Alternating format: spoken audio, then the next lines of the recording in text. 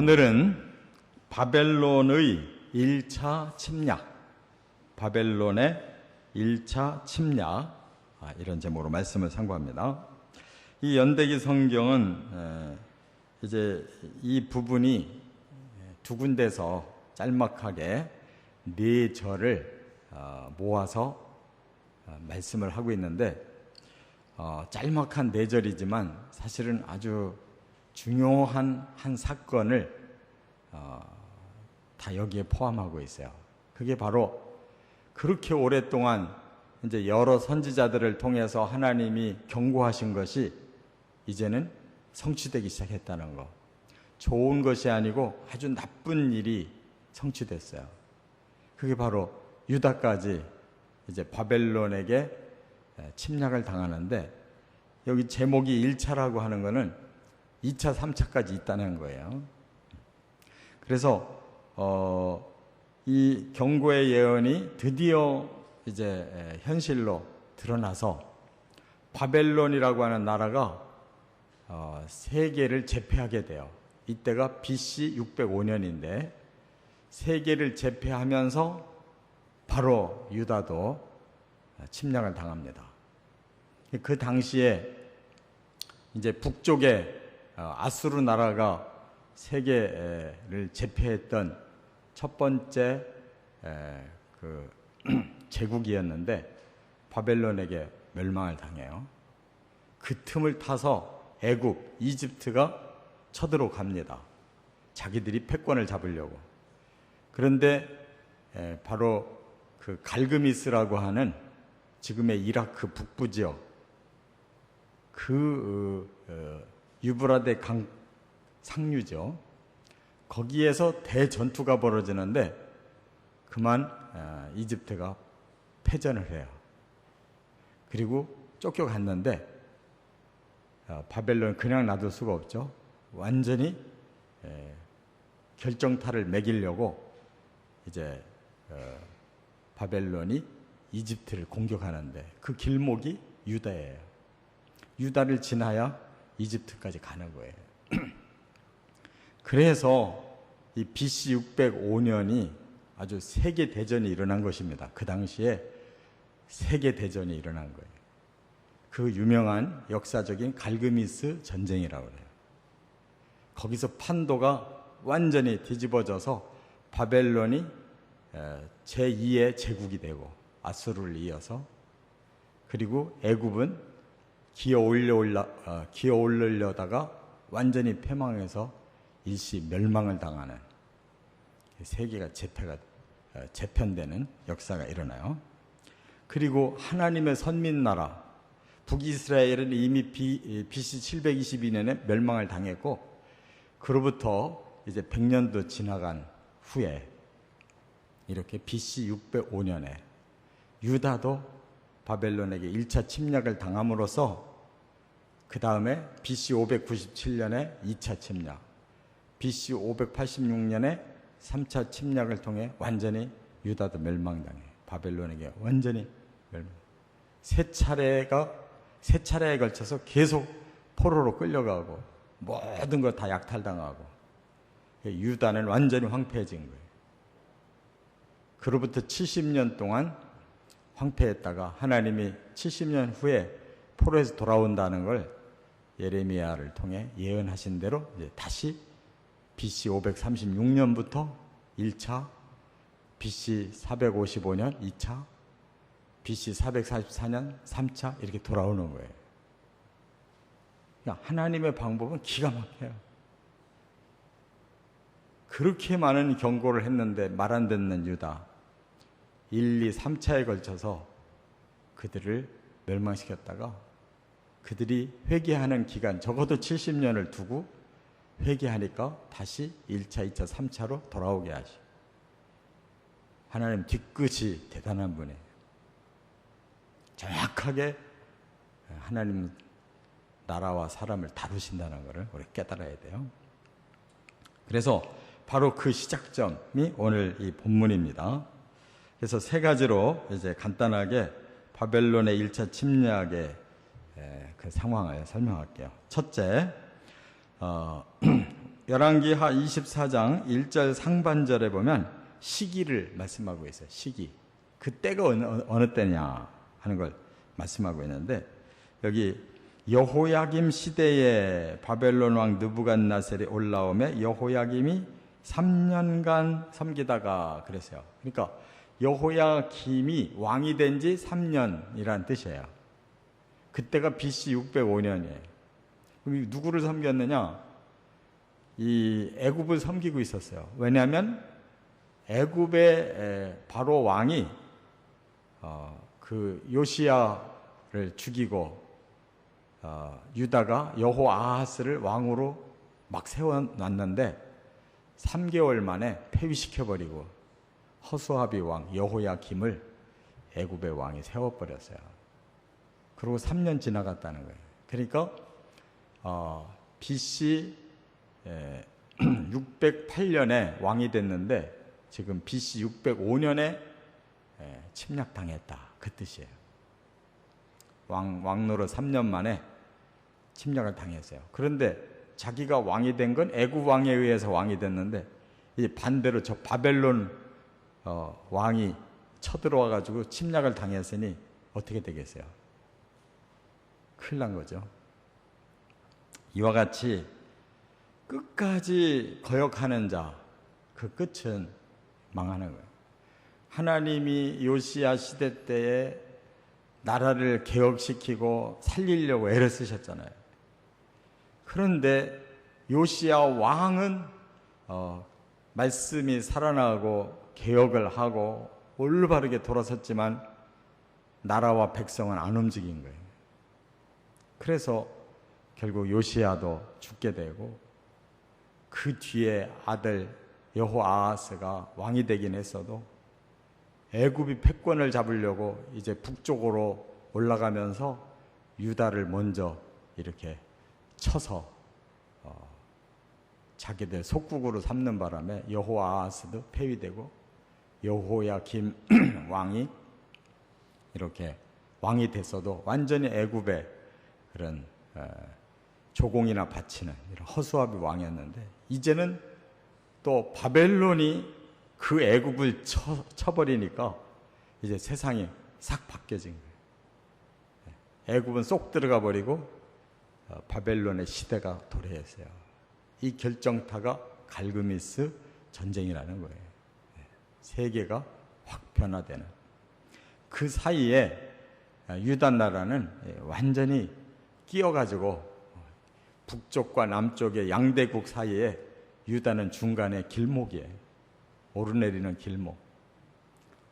그러나 하나님은 바로 그러한 장소를 선민의 나라로 택해서 반대로 온 세계를 주장하시려고 했는데, 반대로 이 유다가 하나님의 선민들이 하나님의 뜻을 100% 거역하고 살으니까 반대로 모든 세계로부터 공격을 당하는 장소가 돼버린 거예요. 우리나라가 똑같습니다. 우리나라가 낀 세대예요. 낀 세대. 완전히 중국으로, 러시아로, 일본으로, 미국으로 완전히 우리는 중간에 끼어 있는데, 우리가 똑똑하고 제대로 하면 온 세계로 퍼질 수가 있는데 바보같이 하니까 온 세계의 공격을 다 받고 있는 거예요. 지금 막 살아나고 있는 중이에요. 복음이 들어와서 이 민족이 깨어나고 나라가 지금 살아나고 있는데 정신 바짝 차려야 돼요. 유다가 바로 그 사이에서 지금 온 세계를 하나님이 다스리려고 하는 중심국가로 세우려고 하는데, 반대로 온 세계에게 지금 공격당하고 있는 거예요. 그 장소가 가장 좋은 장소면서도 가장 치명적인 장소인 거예요. 우리나라도 마찬가지고. 어쩜 이렇게 비슷한지 몰라요. 조건이. 두 번째, 피해를 여기서 소개했어요. 역대하 36장 6절과 7절에 보면 그 피해 상황을 이제 소개했는데, 어떤 피해가 일어났느냐. 여기 역대하 36절에 보니까 바벨론 왕 느부갓네살이 올라와서 그를 치고 그를 쇠사슬로 결박하여 바벨론으로 잡아가고 그랬어요. 여호야김 왕이 대표니까, 유다 나라의 대표니까 바벨론 왕 느부갓네살이라는 왕이 쳐들어와 가지고는 대표적으로 여호야김 왕은 쇠사슬에다가 묶어가지고 바벨론으로 끌고 갔다는 거예요. 얼마나 수치스러운 일이에요. 왕이 적국으로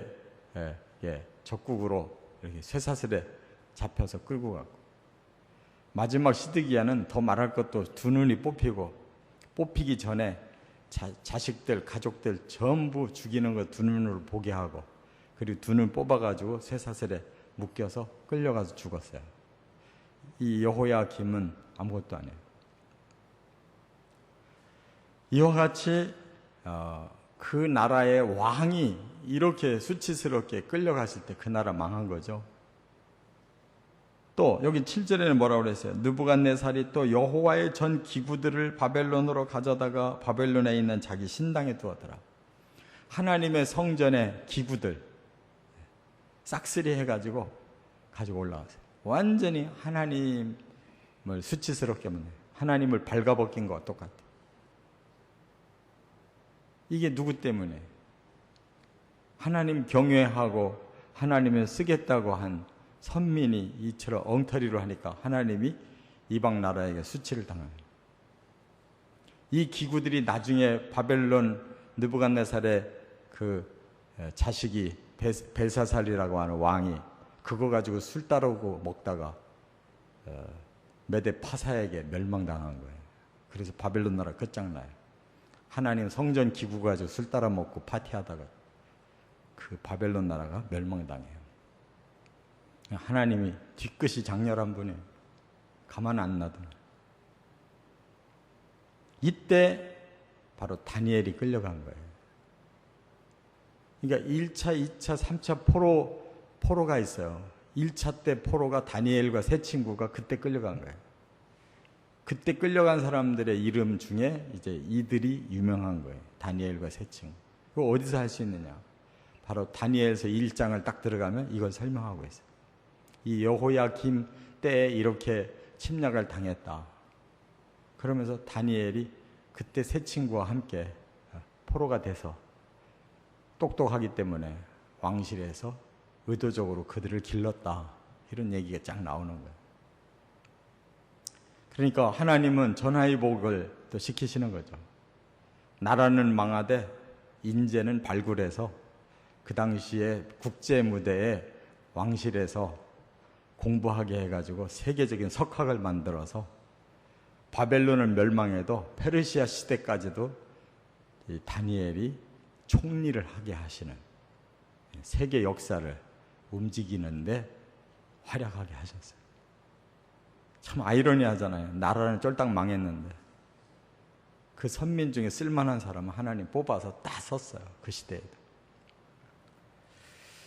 세 번째, 그게 바로 이제 다음 시간에 나오는 그 말씀에도 있는데, 그 다음에 세 번째가 이제 열왕기하 24장 7절에 보면 이후 상황을 설명하고 있어요. 이후 상황 어떻게 됐느냐. 7절에 보니까 애굽 왕이 다시는 그 나라에서 나오지 못하였으니 이는 바벨론 왕이 애굽 강에서부터 유브라데 강까지 애굽 왕에게 속한 땅을 다 점령하였습니다. 세계가 평정됐어요. 어떻게? 바벨론 나라가 애굽까지 먹어버렸어요. 그래서 BC 568년에 애굽은 완전히 멸망을 당합니다. 문 닫아버렸어요. 바벨론 나라가 있는 동안 애굽은 완전히 나라 구실을 못했어요. 왕이 사라져버리고. 나중에 다시 이집트가 살아난 거고, 그때부터 완전히 힘을 잃어서 세계 무대에서 이집트는 세계를 제패한 적이 없어요. 이 내용이 이제 바로 다음에 예레미야 25장을 이제 우리가 다음 시간에 공부하게 되는데, 여기에서 예레미야가 이 이후의 상황을 뭐라고 설명하느냐. 하나님이 70년 동안 포로 생활하게 하시고 그 후에 돌아오게 하실 것이다. 그러니까 이렇게 아직 완전히 멸망을 당하지 아니한 유다의 미래에 대해서 하나님이 예레미야에게 예언을 주셔요. 너희들 완전히 망할 건데 그러나 70년 후에는 내가 돌아오게 하겠다. 그건 뭘 말하냐면 하나님은 선민을 버리지는 않으신다. 때리고 징계해서 다시 쓰신다. 그거예요. 하나님은 한 번 믿고 구원받은 사람을 쉽게 버리지 않습니다. 그래서 예수 믿는데 자꾸 시련이 오거든 생각해 봐야 돼. 내가 하나님 뜻하고는 거리가 너무 먼가. 우리도 자식을 사랑하면은 혼을 내서 길러야지. 오냐오냐 하고 지멋대로 하는 거 다 내놓으면 나중에 페루나 되는 거예요. 똑바로 가르쳐야 돼. 잠언에 보면 매를 대야 사람을 바르게 만든다고 분명히 말씀했어요.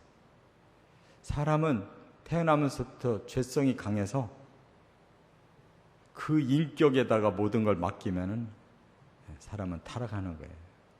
그래서 하나님 이렇게 징계합니다. 70년 징계하고 회개하니까 1차, 2차, 3차로 돌아와요. 그래서 이스라엘 나라가 다시 바르게 세워지는가 했더니 그 죄를 버리지 못하고 계속 하나님을 속썩이니까 페르시아 나라에도 또 지배당하고 헬라 나라에도 또 지배당하고 로마에도 지배당하다가 결국 서기 70년에 완전히 망해버린 거예요. 1800년 이상 동안 그들은 나라를 완전히 잃어버리고 전 세계에 흩어져 가지고 그렇게 디아스포라로 사는 거예요. 그러다가 1948년에 돌아왔는데 아직도 예수 앞에 안 돌아와요. 하여간 고집이 너무 센 민족이. 이처럼 역사는 하나님의 주권에 순종하는 자는 하나님께서 사랑하시고 축복하시고 그 주권에 대항하면 선민일 할지라도 하나님 그냥 두지 않으신다는 거예요. 반드시 징계하셔서 끝내 돌아오게 하신다는 거예요. 유다 나라는 남은 기간이 속죄 기간이 7년이에요. 그때 대환란을 통해 예수를 믿느냐 영원히 망하느냐 결정될 거예요. 그게 이스라엘의 마지막 속죄 기간이에요. 7년 대환란이. 이제 하나님 앞에 이렇게 역사는 공의에 의해서 집행된다는 걸 꼭 깨달으시고 잠깐 세상이 지멋대로 되는 것 같다고 해서 하나님의 공의를 우리가 버리면 안 돼요. 살아있는 공의 순종하시고 하나님께 쓰임받아 가시기를 주의 이름으로 축원합니다.